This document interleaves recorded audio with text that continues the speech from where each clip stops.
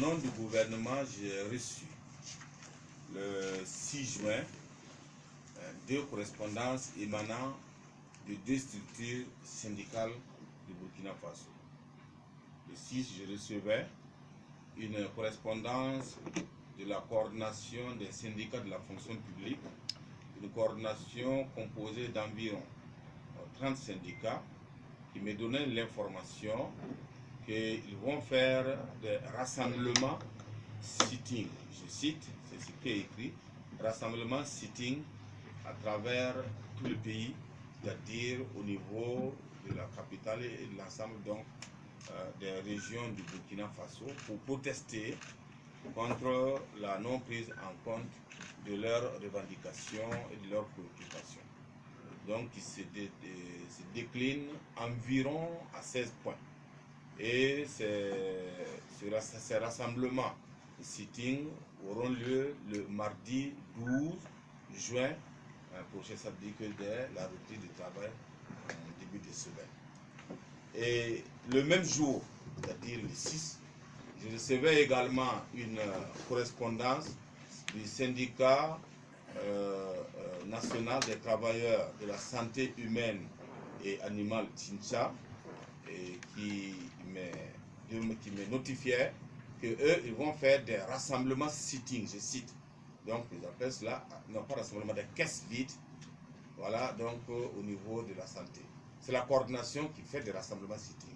Mais le syndicat fait ce qu'ils appellent opération caisse vide. Caisse vide, cela veut dire, à notre entendement, on a cherché à comprendre qu'ils vont travailler, mais il n'y aura pas donc de recettes. Donc les gens vont payer à la caisse pour les consultations, etc. Et pour éventuellement donc pour les examens qui peuvent avoir lieu. Le ministre de la Santé pourra mieux vous expliquer donc le contenu de ce que cela vous a dit. Dans toute cette cause, il y a perte donc de recettes pour les CMA, pour les dispensaires, pour les hôpitaux, si cela devrait donc se passer. Alors donc après analyse donc de ces deux correspondances, parce qu'ils l'ont fait au plan national et adressé au ministre de l'administration territoriale, parce qu'ils pensent très probablement que nous sommes en charge donc des libertés publiques et que le territoire n'était pas dans une commune nationale, donc ils l'ont fait. Et au nom du gouvernement, donc nous venons ce matin donc vous dire que nous avons apporté des réponses à ces préoccupations qui sont des réponses républicaines, qui sont des réponses qui n'enlèvent rien donc à l'esprit de dialogue du gouvernement, qui reste ouvert à toute proposition donc de sortie de crise. Vous savez que nous venons de sortir du sitting des syndicats du ministère de l'économie, des finances et du développement pour un temps, parce qu'eux ils suspendent et ils vont reprendre certainement parce qu'ils sont encore dans les mêmes signatures que les activités qui vont reprendre dans la semaine. Alors donc nous avons fait une réponse à toutes les deux et nous avons dit au SINSA, nous avons dit ceci, nous avons accusé donc réception de leur correspondance et nous avons quand même rappelé que la loi dit aux agents publics donc qui incitent au dysfonctionnement de l'administration qu'ils commettent donc une faute professionnelle punie par la loi. Et nous avons ajouté parce que c'est quand même des domaines aussi sensibles que la santé. C'est tout à fait normal. Mais de là à vouloir vider les caisses de ces structures, alors que ce sont des structures qui prennent beaucoup d'argent et dont le matériel coûte très cher, c'est comme si on travaillait à empêcher qu'il y ait des possibilités de renouvellement de l'ensemble de ce matériel-là. Est-ce que c'est pour punir le gouvernement? Est-ce que si on n'arrive pas à renouveler ce matériel-là, ce n'est pas des gens peut-être beaucoup plus pauvres qui vont en pâtir? Bon, ce sont des questions donc, qui demeurent et qui appellent donc des réponses. Mais nous disons qu'à notre niveau, que cela n'est pas, en tout cas, admissible dans un domaine aussi sensible que la santé.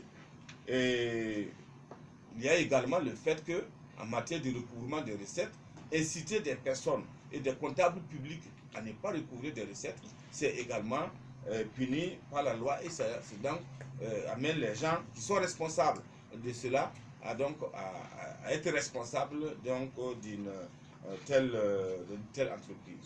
En ce qui concerne la coordination nationale des travailleurs de la fonction publique, nous avons également été clairs parce qu'ils nous ont fait une déclaration demandant, plus ou moins nous informant du rassemblement, entre parenthèses, sitting. Donc, au lieu de dire sitting, ils ont dit rassemblement, entre parenthèses, sitting, d'une trentaine de syndicats de la fonction publique. Et bon, nous avons dit à ce niveau aussi que nous accusons réception de leur correspondance, mais nous avons tenu à leur dire que conformément à la réglementation en vigueur, le sitting est illégal. Ce n'est pas nous qui le disons, donc c'est l'arrêt numéro 05 du Conseil d'État qui l'a affirmé. Nous avons des copies ici, si vous voulez apprendre. Donc par conséquent, nous avons attiré l'attention de cette coordination que le sitting est illégal.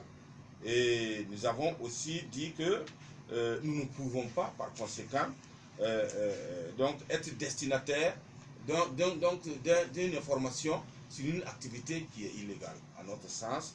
Et par conséquent, nous ne pouvons pas prendre acte. Donc, il y a ce qu'on appelle un rassemblement sitting, le 12.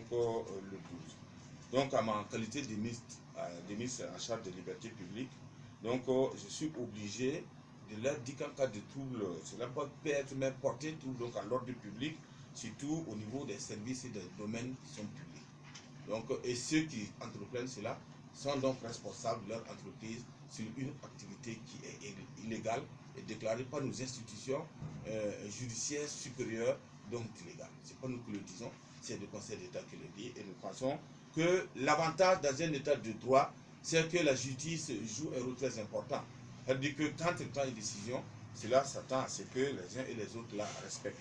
Donc nous avons voulu tout au moins dire à cette coordination-là que nous prenons acte, mais nous ne pouvons pas les suivre dans leur activité, dans les mesures où c'est une activité illégale qui a été portée à notre connaissance, donc nous ne pouvons pas prendre acte.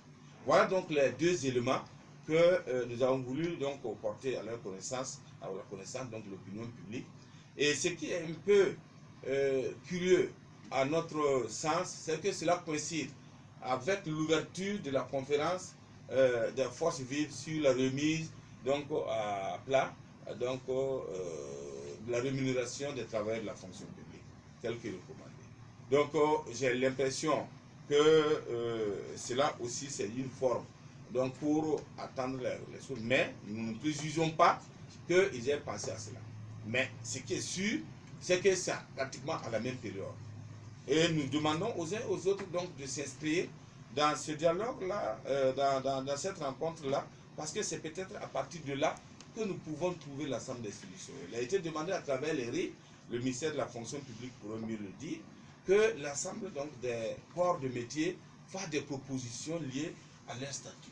Donc, en dehors de cela, à travers ce dialogue, pour la remise à niveau, pour voir quelles sont les propositions qui vont être faites par les forces vives de la nation. Le gouvernement, en tout cas, reste disponible pour le dialogue et puis qu'on trouve des solutions de façon optimale dans l'intérêt des populations. Voilà donc ce que je voulais porter à l'attention de la presse, parce que eux-mêmes ils ont dit qu'ils vont aller en sitting. Donc nous disons, voilà ce que le gouvernement apporte comme réponse à leur lettre d'information en ce qui concerne la coordination des syndicats de la fonction publique, une trentaine, et qui demande que nous prenions acte qu'il y a un rassemblement sitting, c'est leur expression, le 12 sur toute l'étendue du territoire. Nous disons à notre niveau que nous ne pouvons pas prendre acte dans la mesure où le rassemblement sitting est déclaré illégal par nos institutions. Bon, quant à l'autre cas, caisse vide, nous avons dit également que nous trouvons que cette forme de manifestation est suffisamment curieuse. Mais nous avons intérêt à ce que ces structures-là fonctionnent. Nous avons intérêt à ce que nous ayons suffisamment de recettes pour payer les salaires. Nous avons intérêt à ce qu'il y ait suffisamment de recettes pour payer les avantages. Nous avons intérêt à ce qu'il y ait suffisamment de recettes pour entretenir les infrastructures sanitaires. Nous avons intérêt à ce qu'il y ait suffisamment de recettes pour entretenir le matériel biomédical qui permet donc de faire les analyses. Ça coûte très cher. Donc, l'idée aujourd'hui de dire qu'on fait caisse vide, je ne sais pas dans quelle intention ce que cela va donner. Est-ce que c'est pour piller le gouvernement, si encore c'est leur intention? Et si ce n'est pas leur intention, je ne suis pas sûr que cela va donc à l'endroit de la sauvegarde des intérêts des populations à la base.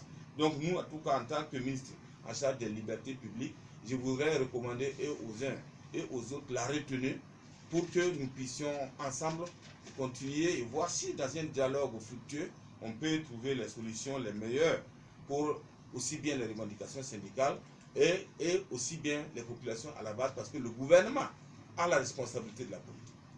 C'est ça, c'est le gouvernement qui est responsable. C'est lui qui gouverne. Donc pour les grandes orientations politiques, c'est le gouvernement qui le fait. Donc vouloir tout le temps remettre en cause donc la politique gouvernementale, ça veut dire qu'on appelle le gouvernement de réformer, on appelle le gouvernement donc de gouverner, c'est ça aussi, d'avoir des initiatives pour les politiques publiques. Et là, ça pose un certain nombre de problèmes. Ça, c'est notre point de vue, parce que la liberté aussi, c'est ça.